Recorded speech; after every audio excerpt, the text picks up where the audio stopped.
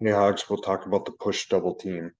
For a push double team, we have leverage on the defender based off where the play is going. So the play where the ball is going is to the left, in this particular case.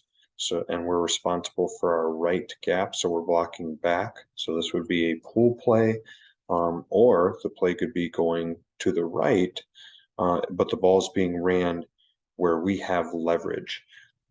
So we are trying to keep that leverage. So that's when we would use a push double team if we are working with another lineman. So if we look at this head up defender, head up on the center, and the guard and the center are working together. These two have the down lineman and working to this linebacker right here. So as I said, we have leverage, but this head up defender has not really defined what gap he's in. So we are going to force him into the gap that we want him to be in, which is the gap away from where the ball's being ran. So that's why it's called a push block. What the center's going to do, he's going to take a step with his play side foot, then a second step with his other foot. He's just going to kind of foot fire in place and then root his feet and lunge into this guy and try to lift him up. Okay. He is the he's the lifter in this double team, and the play side guard is the driver. Okay, if you think of like a in golf, the center is the tee, and the guard is the driver trying to drive this guy over into the other gap, trying to force him over there. So the center, all he's trying to do is lift this defender up, and the guard is doing all the work by driving this guy over. Um, these two guys have their eyes on the linebacker as they're doing this, seeing where the linebacker is going. Because if the linebacker goes into the center's gap, the center will have to snap off and block him, and the guard would stay on the zero.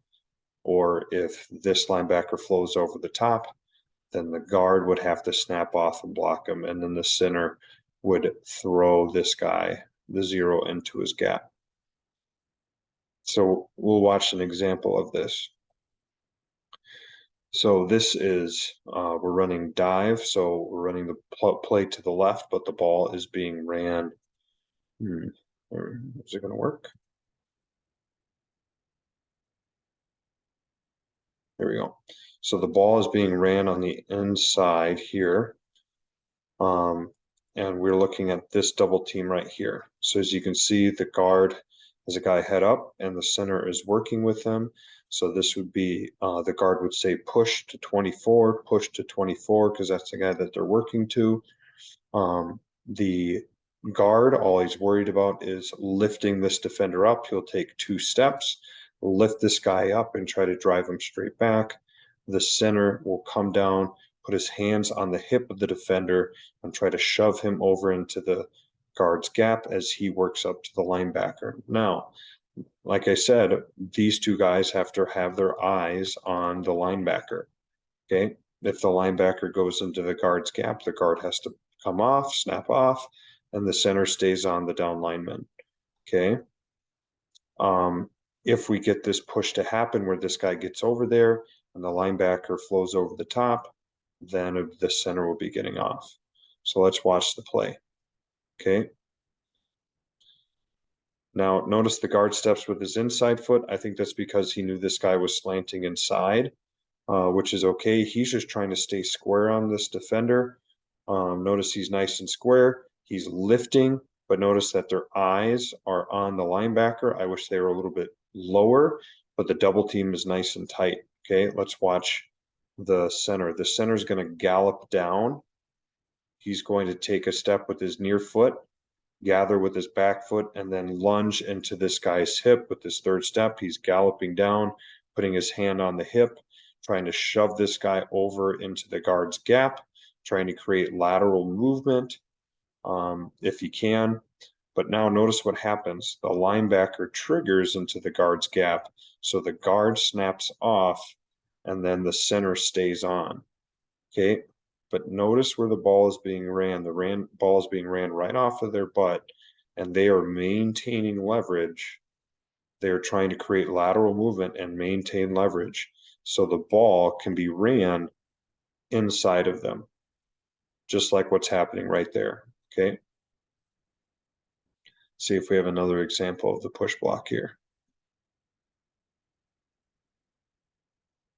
See if we can find a quick one here.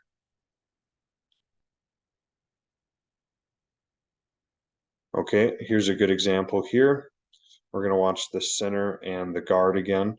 So the guard is covered, so he's going to drive straight out on that guy and try to lift him up. The center is going to gallop down, punch the hip. All four of their eyes are looking on the linebacker that they're working to see where he's going. But we're trying to drive that guy over into the guard's gap. So the guard stays square. He's underneath them. The center gallops down, puts his hand on the hip. I would like to see more of a drive, but notice his eyes are right on the linebacker.